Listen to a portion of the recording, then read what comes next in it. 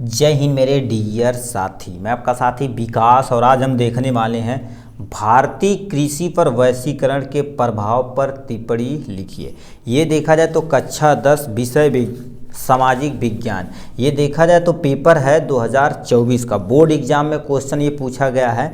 ठीक है, अब ये देखिए कितने नंबर में पूछा गया है, 4 नंबर में क्वेश्चन पूछा गया है, वो भी 24 नंबर क्वेश्चन पे लिख दिया भारतीय कृषि पर वैश्वीकरण के प्रभावों पर क्या करना, तुम्हें टिप्पणी लिखना है। कितने नंबर का ये क्वेश्चन है, 4 नंबर का। अब इसको कैसे लिखना है सब कुछ हम आपको डिटेल में आपको बताने वाले हैं। आपके सामने ये रहा, आपको कैसे एग्जाम में लिखना है आपको ये भी सब अच्छे तरीके से बताया जाएगा। तो समझते हैं, ये तुम्हारे पास क्या होगा, कुछ चीज़ें यहाँ से दी गई हैं। तो आपको हेडिंग कैसे डालनी है, सो भी आपको ऐसे हेडिंग डालनी है। आपको प्रश्न नहीं लिखना है तो केवल आपको लिख देना भारतीय कृषि पर वैश्वीकरण। तो वैश्वीकरण की परिभाषा थोड़ा सा इंट्रोडक्शन दे देना और इसके कृषि प्रभाव पर कैसे अच्छे प्रभाव पड़े इसको आपको एक्सप्लेन कर देंगे, आपका 4 नंबर बन जाएगा।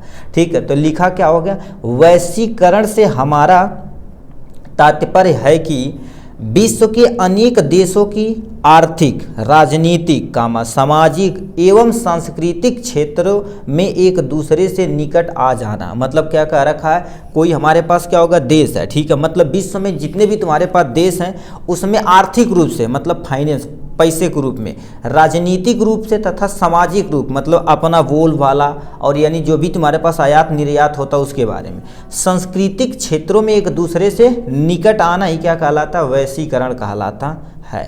ठीक है, वैश्वीकरण के कारण ही ठीक है विभिन्न चीज़ों एक देश से दूसरे देश आने जाने लगी है, जिससे उच्च कोटि की चीज़ों की ही यानी उच्च कोटि की चीज़ें ही बाजार में टिक सकती हैं। कहने का मतलब क्या कर रखा, वैश्वीकरण के कारण। बताओ, वैश्वीकरण ना होता तो आप प्रेजेंट टाइम में जो मोबाइल वगैरह यूज कर रहे हैं, ये देखा जाए किसी न किसी देश से क्या होगा, ट्रांसपोर्ट करके लाया होगा, वो देश हमें कुछ न कुछ बेचता होगा। तो उसी तरह से कहते हैं विदेशी व्यापार, जिसे हम क्या कर सकते हैं, एक देश से कुछ चीज़ खरीद सकते हैं, उस देश से हम कुछ चीज़ बेच सकते हैं, उसी को क्या बोलते हैं, विदेशी व्यापार बोलते हैं। तो वैश्वीकरण के कारण से ही एक देश दूसरे देश में किसी भी चीज़ को मतलब चाहे जो होना चाहिए, चाहे प्रेजेंट टाइम में एप्पल की मोबाइल होगा, देखा जाए दूसरी कंट्री से हम क्या करें, ट्रांसपोर्ट करा कर अपने यहाँ लाया जाता।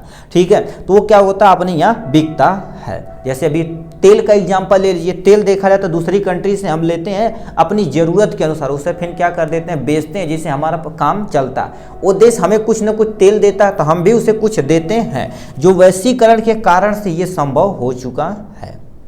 ये तो हो गई इनके बारे में। अब कृषि क्या होता है, क्योंकि अपना भारत देखा जाए तो कृषि प्रधान देश है। ठीक है, ये सुने होंगे, क्योंकि अपने यहाँ देखा जाए तो बहुत ज़्यादा जितनी जनसंख्या, मोस्ट ऑफ द जनसंख्या कृषि पर ही निर्भर है। तो उसका क्या प्रभाव पड़ता, तो उसी को वैश्वीकरण में हमें क्या करना पड़ेगा, लिखना पड़ेगा।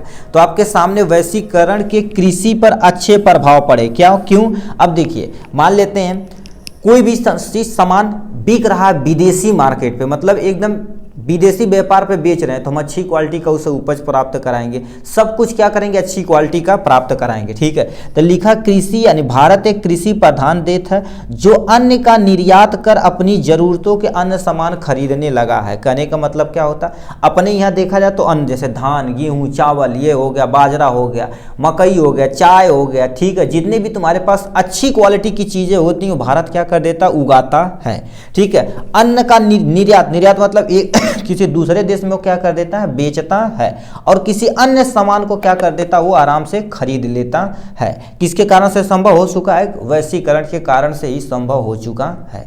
ये आपको क्या करना पड़ेगा, पहला पॉइंट आपको लिखना पड़ेगा। ठीक, नेक्स्ट में क्या लिखा, विभिन्न फसलों की मांग बढ़ने पर भारत में इन चीजों की अधिक उत्पादन होने लगी। कहने का मतलब देखिए, क्योंकि एक चीज़ जब गया, क्योंकि अपने इंडियन तो जनबा कर देते, देसी माल रहता तो तगड़ा बिक जाता, तो वही चीज़ तुम्हारे पास क्या मान लेते, उस सामान का मान लेते नाम ए है। अब इसका क्या हो गया, मान लेते तुम्हारे पास कोई कंट्री ये है, ये कंट्री है, ये कंट्री है, ये कंट्री, ये कंट्री, और ये मान लेते अपने इंडिया में ये बनाया जाता है। ठीक है, बनाया जाता है या उत्पादन किया जाता है, तो ये कंट्री में मांग है, इस कंट्री में, सब कंट्री में इस चीज़ का मांग है। तो ये बताओ क्या करना पड़ेगा, इसके उत्पादन को हमें ज़्यादा से ज़्यादा करना पड़ेगा। क्यों, क्योंकि देखिए जितना जितना हम क्या करेंगे, आयात अथवा निर्यात मतलब जितना बेचेंगे उतना हमारे पास क्या मिलेगा, पैसा। ठीक है, उतना हमें क्या मिलेगा, पैसा मिलेगा। ठीक है, और जानते हुए पैसा जब मिलेगा तो हमारे देश की आर्थिक स्थिति मैनेज होगी। जो किसान क्या कर देते हैं, बेच के कृषि वाले सामान को क्या कर देते हैं, मेंटेन करते हैं। तो किसान को बढ़ावा देना सरकार की जिम्मेदारी है। तो यही चीज बोला गया, देखिए साफ साफ लिखा, विभिन्न फसलों की मांग बढ़ने पर भारत के इन चीजों की अधिकतर उत्पादन होने लगी। क्योंकि कोई भी चीज, अब बताइए, हर एक कंट्री मांगेगी, मान लेते एक कंट्री, 2, 3, 4, 5 कंट्री, हर एक कंट्री मांग रही है, तो उसे हमें ज़्यादा से ज़्यादा उत्पादन करना पड़ेगा। तो उसकी हम उत्पादन क्षमता बढ़ा देंगे, ज़्यादा ज़्यादा खेतों में उसे बोएंगे। तो यही चीज़ें यहाँ से बोली जा रही है। ठीक है, फिर क्या दे रखा है, अब देखिए इसके लिए क्या क्या चीज़ चाहिए। हरित क्रांति के कारण श्वेत क्रांति, पीली नीली क्रांति आई, जिससे दूध, तिलहन और मछली उत्पादन में क्या हो गई, बढ़ोतरी हो गई। अब देखिए क्यों, क्योंकि देखा जाए तो दूध प्रोडक्शन, दूध देखा जाए तो अपने यहाँ तो बहुत ज़्यादा प्रोडक्शन होता ही है। ठीक है, खेती जो क्या कर देते हैं, गेहूं अपने यहाँ, कोई भी देश, हमारे देश से यदि कोई भी चीज़ खरीदता है तो अच्छी क्वालिटी के सामान हम उसे प्रोवाइड करते हैं, ऐसे कि नहीं घटिया क्वालिटी उसे देंगे, ऐसा कभी नहीं हम करते हैं। ठीक है, अपना देश जानते ही हैं। ठीक है, जो चीज़ उगाते हैं एकदम अच्छी क्वालिटी का। तो यही चीज़ क्या रखा, श्वेत क्रांति मतलब दूध से रिलेटेड। अब श्वेत क्रांति के बारे में कभी पूछे तो समझ लो दूध से रिलेटेड है। अब दूध तुम्हारे पास क्या कर, ज़्यादा ज़्यादा क्या करेंगे, अच्छी क्वालिटी के गाय भैंस हम रखेंगे, जिससे हम उन्हें ज़्यादा ज़्यादा क्या करेंगे, दूध का प्रोडक्शन कराएंगे, अच्छी क्वालिटी को उन्हें सामान खिलाएंगे। ठीक है, दूध का प्रोडक्शन बढ़ेगा। ठीक है, पीली क्रांति, पीली क्रांति कभी भी आए तो समझ लो तिलहन से रिलेटेड है। ठीक है, तिलहन वाली चीज़ें ये हो गया, जैसे तेल निकलता है। नीली क्रांति मतलब मछली का उत्पादन हम क्या कर देंगे, बढ़ा देंगे। अपने यहाँ देखा जाए तो अभी एक योजना चलाई गई थी सरकार के, कि कोई भी पर्सन अपने खेत में गड्ढा खोद के सरकार से पैसा लेके अपना मछली उत्पादन कर सकता। एक तरह की सहयोग राशि थी, जो बहुत सारे लोग क्या किए और बहुत सारे लोगों का चला, बहुत सारे लोगों का टूट गया। ठीक है, तो यही अच्छी क्वालिटी की मछलियां रखेंगे तो जिससे अपना काम हो जाएगा। ठीक है, तो यही चीज क्या रखा, नीली, नीली मतलब क्या होगा, मछली। और क्या दे रखा, हरित क्रांति, हरित क्रांति मतलब खेती बाड़ी से रिलेटेड है, क्योंकि कृषि भी इसी पे क्या कर देता, निर्भर करता है। और याद रखना, कोई भी देश सोचो केवल कृषि पे ही निर्भर रहे तो ऐसा पॉसिबल, वो डेवलप ही नहीं हो पाएगा। क्यों, क्योंकि बड़ी बड़ी इंडस्ट्रीज बैठाएंगे तो लोगों को रोजगार मिलेगा, रोजगार मिलेगा तो उन्हें क्या होगा, एक कंट्री से दूसरे कंट्री ट्रांसपोर्ट नहीं करना पड़ेगा, जाना नहीं पड़ेगा।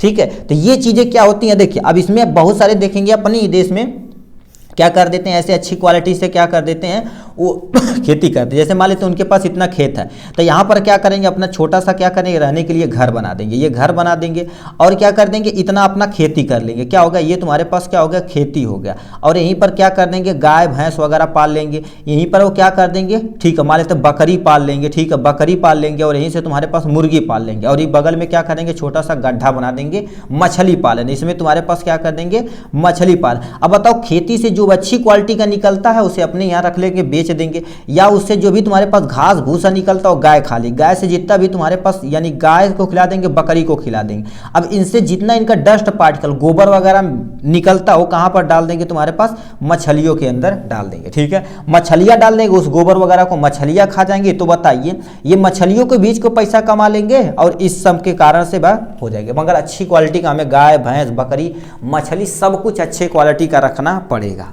ठीक है, तो ये चीज़ तुम्हारे पास क्या दिया गया था, ये इतना बता देना है अपना इजी तरीके से। यदि कहेगा, ठीक है, ये क्वेश्चन आएगा तो आपको ऐसे ही लिखना पड़ेगा, थोड़ा सा इंट्रोडक्शन देके आप क्या कर देंगे, यहाँ इतना लिख देंगे, अपना काम हो जाएगा। ठीक, चलिए आज के लिए बस इतना ही, फिर मिलेंगे नेक्स्ट वीडियो में नेक्स्ट टॉपिक के साथ। तब तक के लिए bye bye and take care.